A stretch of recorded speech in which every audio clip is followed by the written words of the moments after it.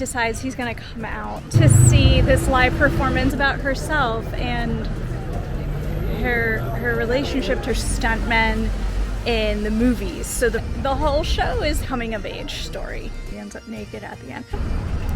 It was 1 a.m. so I just spent 8 nights in Edinburgh, Scotland for the Edinburgh Fringe Festival, and I would like to tell you about some of my favorite shows.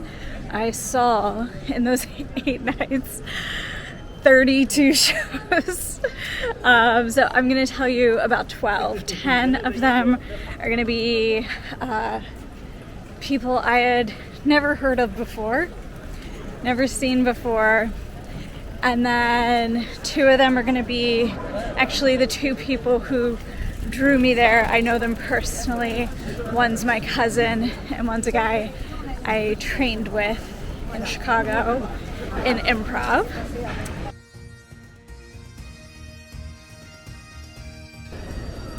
How to Be a Man by George Aivaliotis. This was the first show I actually saw at the Fringe. I checked into where I was staying and I looked at the clock and I was like, I can get to his show. So George and I actually trained together at IO, Improv Olympic, in Chicago, but I hadn't seen him in like more than 10 years because we both moved to different places. So I was really excited to see his show when I saw that he was doing one. So it's about, like, it's based on something that actually happened to him, where he was dating this girl and he's going to visit her in Bali, and he's at the airport, he's at the gate, and he receives a text message from her that says don't come, and she's basically breaking up with him in the text message because she doesn't like the kind of man he is. Like, she just doesn't like how he does masculinity. Like, she doesn't think he's masculine enough for her. And so the whole show is him showing, and he's performing out these different kinds of like super macho type guys, but like they're very different styles of macho that tend to exist in the world today and throughout history. And there's a lot of audience interaction, and it's really thoughtfully done. It's really smart. It's fun and totally ridiculous.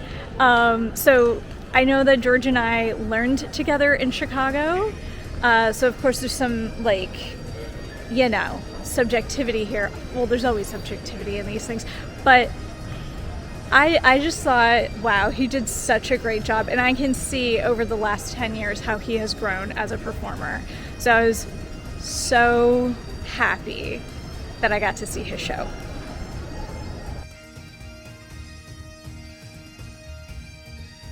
The Retreat by Rebekka Johnson and Anne Gregory, produced by Kate Nash. I really like this show. It's basically a corporate retreat for a period panty company, and what these 2 women do in the show is they basically make fun of corporate speak, how corporations work, the kinds of people you find in them, the way corporations treat people, and it's also a compilation show. So they brought in other acts, like my cousin Accordion Ryan performed a few times with them. It was super fun, super silly, and reminded me of why I don't like working for American corporations. By the way, I have to have some of this cake.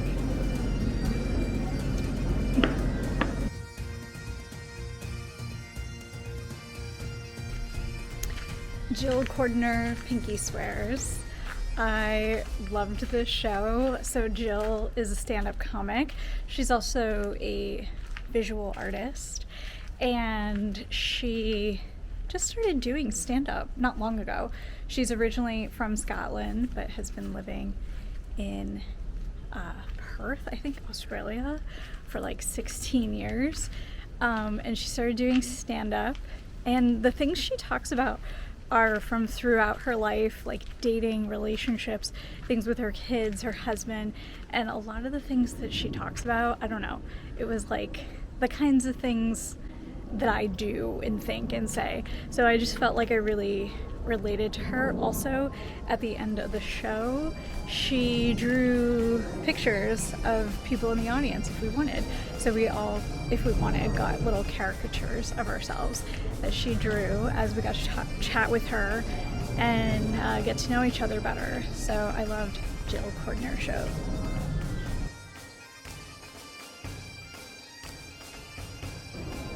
Accordion Ryan by Ryan Simpson. So Ryan is actually my cousin. So he's the reason I came to Edinburgh for the Fringe. This was his second run at the Fringe Festival. Merci.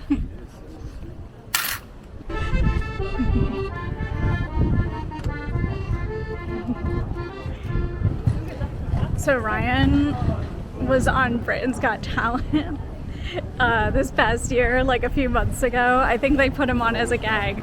But anyway, he's the reason I really came to the festival this past year. He does Accordion Ryan's pop bangers, so he does pop songs on the accordion. It's very lighthearted, fun, and he's got some original songs too. And people just seem to have a lot of fun. He's got some followers. Actually, the night that I went to see him, there was a couple there who had their first date at his first run, like the 2022 run of the festival, and then they were like celebrating their 1-year anniversary going to see him again.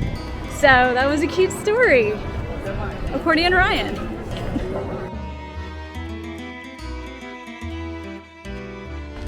An Asian queer story, Coming Out to Dead People by Ricky Sims. So this is a story about a Malaysian guy. He's telling his own story. His name is Ricky Sims. He's Chinese Malaysian. He's gay, and he decides he's going to come out to his family. Around the same time he makes this decision, he finds out his mother has cancer and she's going to pass away. And he's, wrestling with the idea of like, should he even come out at this time? How is this going to affect his mother? How is it going to affect his family? And so it's this stand-up and storytelling, and it's really a heartfelt story about him understanding his family background and his identity, and whether or not he should tell his mother this detail about himself, and what will that mean for him and his family and for her and her memory and her legacy if he does this. And it's just a really sweet, sensitive, powerful story about, for him especially, but I think it's true for the community he comes from, what it's like to come out as gay or queer in that community. And it was just very sweet to meet him and hear this story.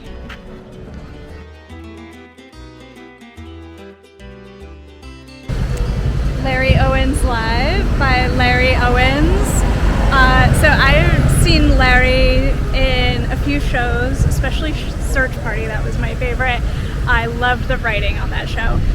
So I was really excited to see this live performance by him. It was so good. He is such a strong performer in that he has such a strong stage presence, and he's just really good at connecting with the audience. Like, he just seems so open when he's performing live, and I just loved listening to his stories. He had a lot of stories about before he got on any shows, and he was talking about auditioning and wondering what it would be like, or if his career was ever going to break and turn into anything.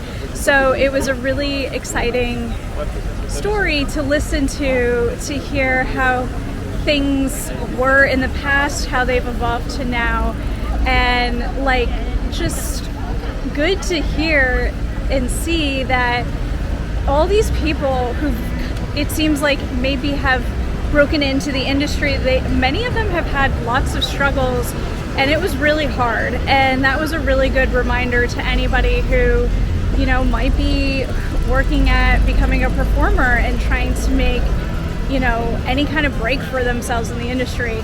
But like I said, such a strong performance by him, and I just loved watching him.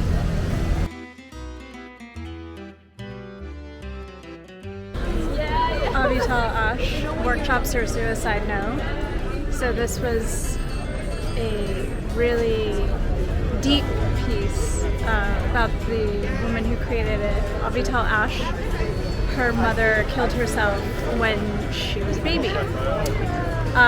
So she has gone through her life without her birth mother.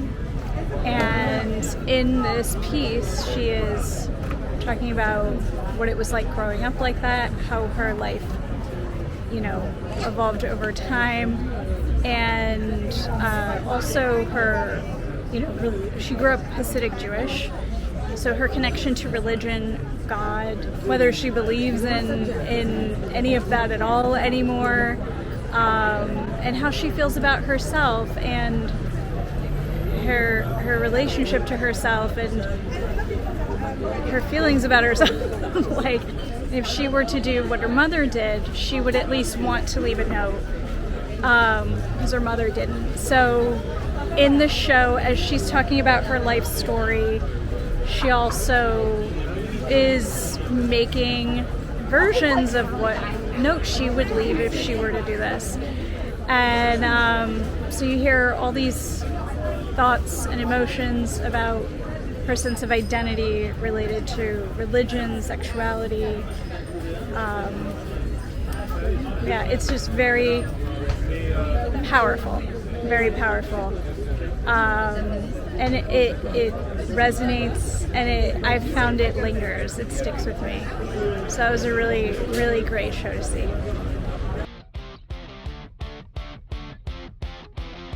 Stuntman by a group called Superfan. This show was about two guys who are pulling off stunts, like they're stuntmen in the movies. So the first part of the show is them doing these stunts, like kill scenes, like with swords, fake guns, that sort of thing. They minimally use props, and the acting, like the physical acting, is so well done. They even do things in slow motion, and they're having lots of fun with that. And then it evolves into their own personal storytelling of stories from their own lives of when they've experienced violence and needed or felt the need to use fighting. And you hear about their relationship to violence in these different experiences in their lives. It makes you start to wonder about how men relate to violence, and if all men even want to have any kind of relationship to violence. And it was deeply personal for them and very powerful. And then at the very end, they have this dance that they do where you can see how they're having trouble embracing and connecting with each other in a more soft, gentle, human way. And it was just very on point, so well performed, both from a storytelling perspective and from a physical, like dance and like physical theater perspective. So Stuntman, great show.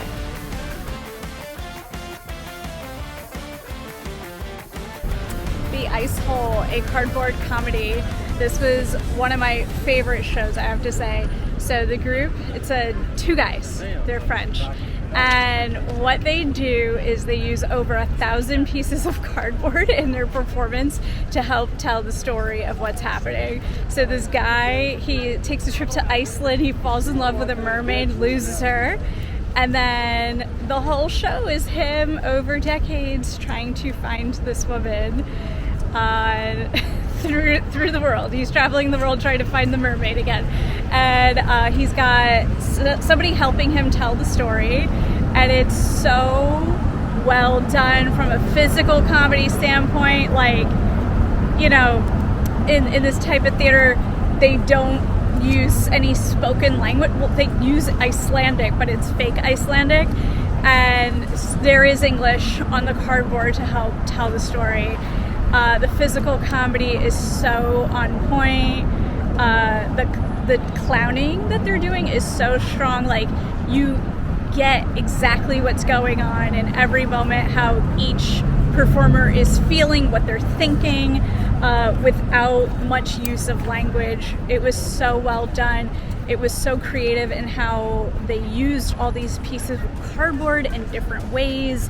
The storytelling was strong, and comedic devices that they used throughout were very on point. So I was so impressed, not just from a performance standpoint, but a production standpoint, with all those pieces of cardboard to tell that story. I was amazed by them.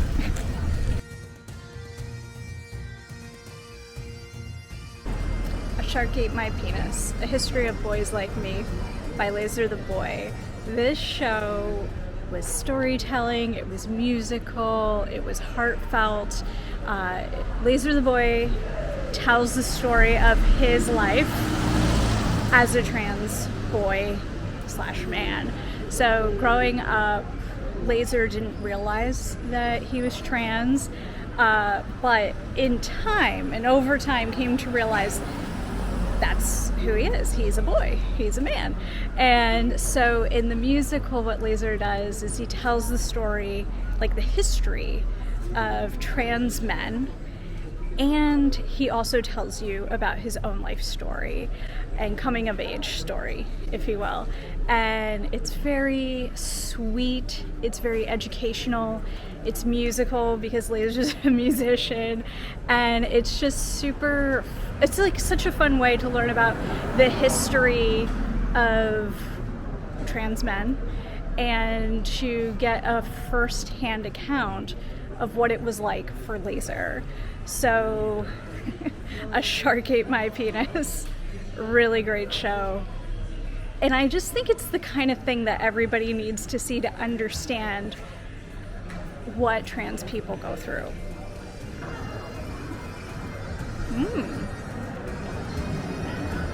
It's good.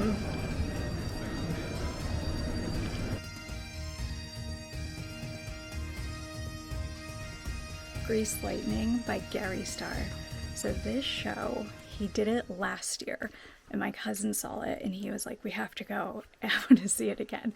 So what Garry is doing in his show is he's retelling Greek mythology for the audience, and he's performing it out, and he's doing this as a way to raise money and get people to go to Greece to help their economy and save their economy.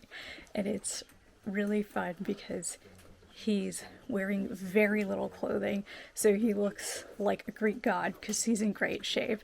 And as the show is going on, he loses more and more clothes. And well, I won't tell you exactly how he ends up naked at the end, but that's what happens. Grease Lightning by Garry Starr. Great show.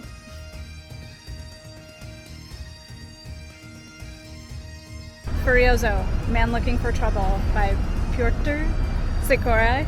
He's a Polish clown. When I saw this show, I did not know what I was walking into. It was my first night in Edinburgh.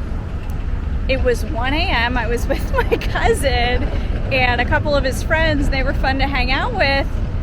And they were just like, we're going to see this show. And I just went with them. And I was so impressed. So this is a clown show, and the main character of the show, he's dealing with toxic masculinity basically, and he's like trying to negotiate between all of these typical toxic masculine behaviors and finding a woman he falls in love with. So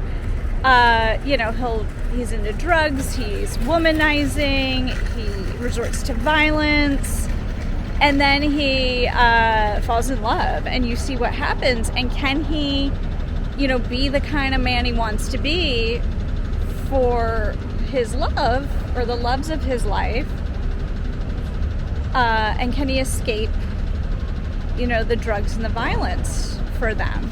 And you see what happens, and it's fun, it's funny, it's deep, you know, so well performed, because, you know, clowns, they don't use language, but he growls and grunts at the audience, you know, and how he tries to mask any of his sensitivity with aggression was just so poignant and like so on point, yeah, for how a lot of men are. So Furiozo, really great show. Happily would see it again.